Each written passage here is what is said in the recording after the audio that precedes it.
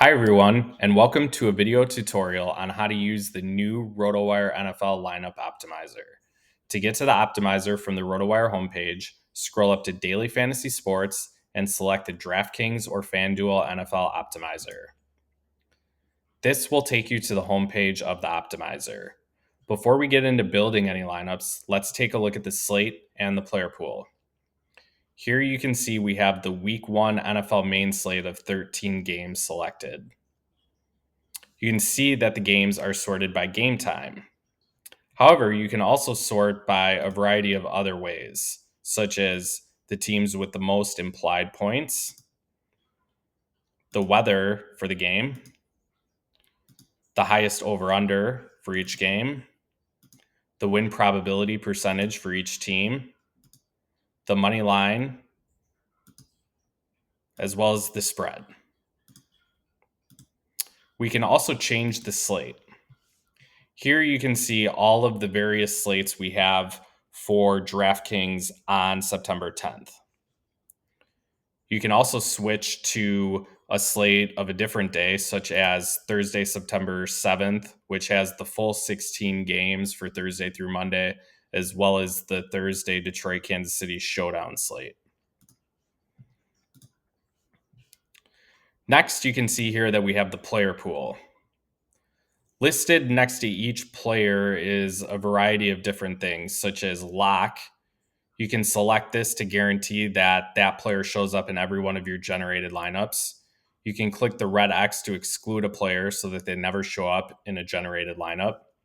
You can like a player to boost that player's projection by 10%. You can see the position for each player, see the team that each player plays on, their opponent for that slate, each player's salary, their projected fantasy points, and their projected value.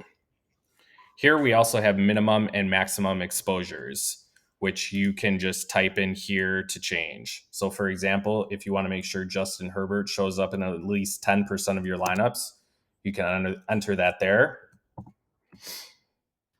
Or you can also change their maximum exposure. So if you don't want Justin Herbert in that many of your lineups, say 20%, that'll make sure that he comes in at most 20% of your lineups. Here under the edit button, we can also add in some other statistics here. Say you want to see like each team's implied team score. You can select that there, hit done, and you'll see that that's now one of the columns in your player pool. Go back and just exit that off. Go back to what we had. You can also click on the custom view here. Click on something such as player props and odds, and you'll see a bunch of stats come up, such as each team's implied score, win percentage, money line, over under of the game, as well as some props such as Justin Jefferson's over under for the game is at 89.5. And you can also see touchdown odds for each player, such as Justin Fields is plus 135 to like run at least one touchdown in, things like that. So just other features that you can include extra data points when choosing who you want in your lineups. So next we'll take a look at the different customizations in the optimizer here. You can see that we have some default customizations. We use our projections as the default, but you can also see we have sites such as PFF, Sports Info Solution, as well as the fantasy footballers in here. You can also upload your own custom projections. We have it set so every player that shows up in the player pool does have a projection, but you could remove that if you wanted to. You could edit it higher. We also have a projection variance factor here of 5%. That's going to just automatically randomize each player's projection by 5%. So if somebody's projected for 10 points, for example, they're going to come back in between 9.5 and 10.5 points. We also limit one player per team, one running back player per team, excuse me. And then we also prefer late starts in the flex. So if you use 4 receivers, 3 of them have an early start. One is a later, 4:25 Eastern game. That player with the latest start is going to show up in the flex spot, gives you more, lineup flexibility in case you want to adjust somebody later on. Next, we'll look at some of the other customizations that you can adjust yourself. One of the most popular ones for DFS NFL is stacking. So here you can see every team is listed in the slate. They're sorted by their implied points for the game. You can add more teams in here. We just have it set up as a default of 6 teams selected. You can add all of them, or you can just kind of select whatever teams you want. Next here, we'll go down to how you can play around with your stacks. So one of the most common ways to stack in DFS GPPs is to do a quarterback with a couple wide receivers from the same team, and then to use a bring back from the opposing team in the same game with a wide receiver. That's totally a fine route to go. I'll often do like one wide receiver and then one wide receiver tight end and then a bring back that's a wide receiver or a tight end. But you can play around with this. You can also add another stack. Something a lot of people like to do is a running back and a defense of the same team for the correlation. It's certainly not something you need to do, but something to certainly consider. So I'm just going to exit that one and we're going to save it. And this will make sure that when we go build lineups, it's going to come back with this stack that we put in. Some other things that we can do that I'll just highlight here. I won't go through each one of the customizations because that would take a while, but one thing here, you could exclude injured players. So if you don't want to, take the risk of anybody that's questionable, not playing and getting you a 0, you can add that in here.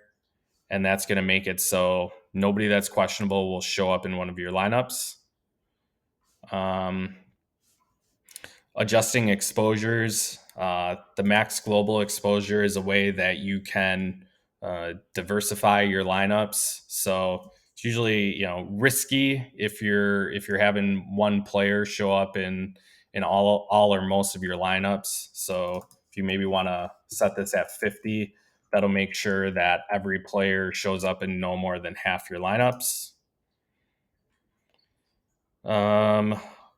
Another thing you can do here is you can adjust player projections by team. So if you think that, for example, we've underestimated how good the Bears are going to do in week 1, you could up their projection by 10%.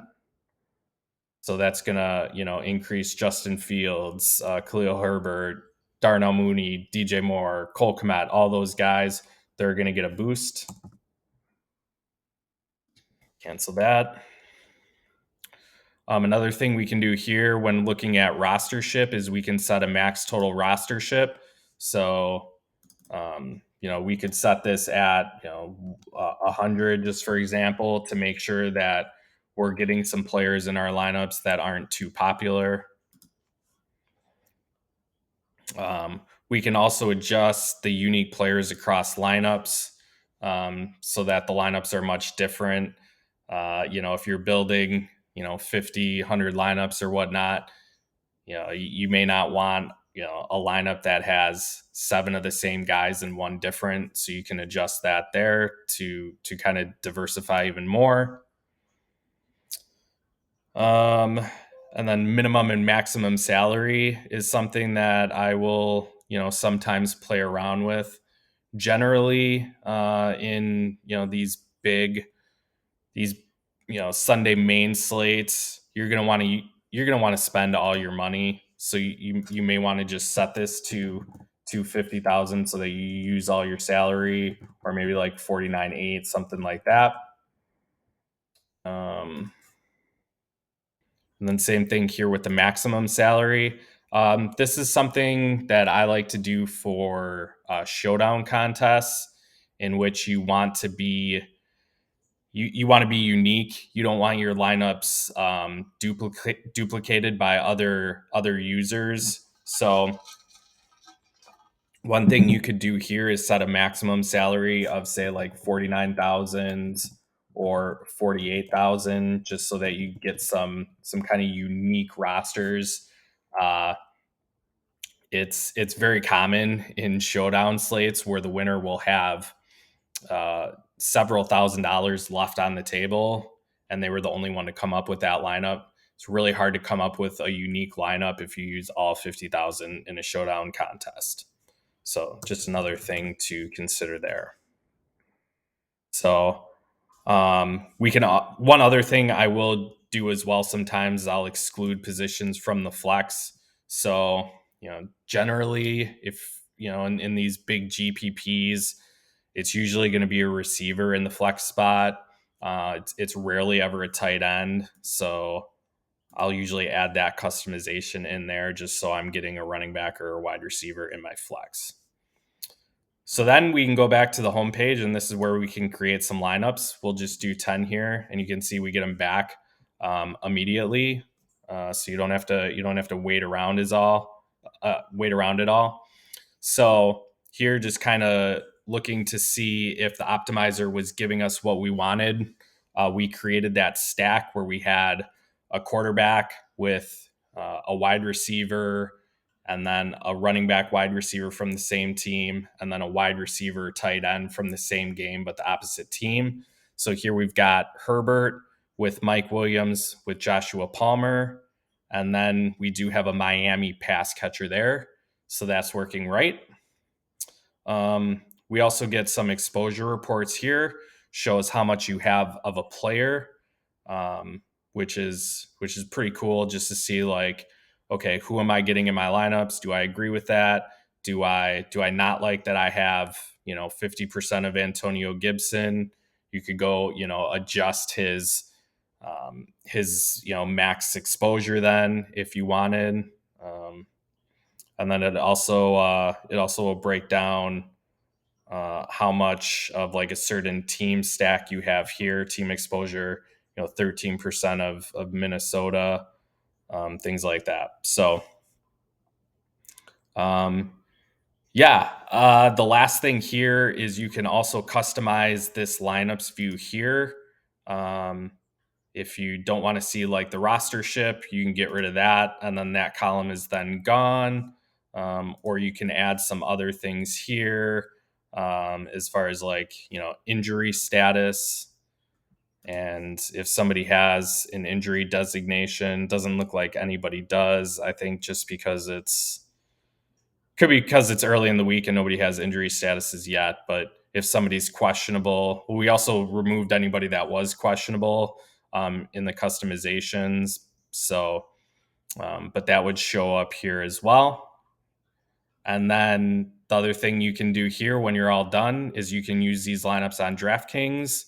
You can download it to a CSV, log into DraftKings, go to your lineups page, and just import all of those there. You can also save your lineups and get alerts from us. So if all of a sudden Antonio Gibson isn't playing, you'll get notified of that. So, thanks for watching this video. If you have any questions, please feel free to reach out to me on Twitter. I can be reached at Ryan Poole, Pohle, or you can email support@rotowire.com. Thank you, and good luck this NFL season.